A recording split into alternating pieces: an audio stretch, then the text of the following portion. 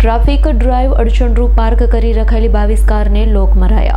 ભાવનગર શહેરમાં city traffic police તેમજ સંયુક્ત રીતે ડ્રાઈવ ગોઠવવામાં આવતી હોય છે ત્યારે આજે સિટી ટ્રાફિક પોલીસ દ્વારા શહેરના jail road, Sir T hospital, A division, પાનવાડીવાડા રોડ પર ડ્રાઈવ હાથ ધરી ટ્રાફિકના અડચણરૂપ રીતે પાર્ક કરેલી રખાયેલી 22 કારને લોક મારવામાં આવ્યા.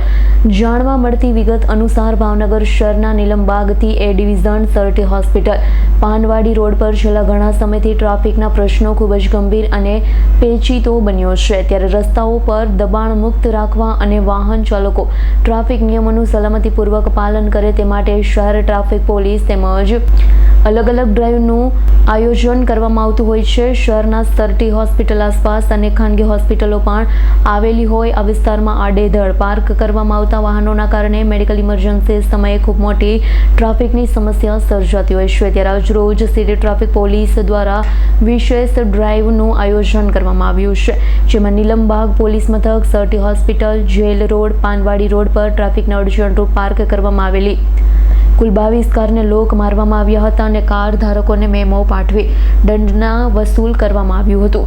ટ્રાફિક પોલીસની આ કામગીરીની પહેલ બેદરકાર વાહન ચાલકોમાં ભારે ફફડાટ ફેલાયો છે. આગામી દિવસોમાં પણ આ પ્રકારની ડ્રાઈવ યથાવત રહેશે તેમ ટ્રાફિક કચેરીથી જાણવા મળ્યું હતું. ઇરફાન સોલંકીનો રિપોર્ટ, S9 ન્યૂઝ, ભાવનગર.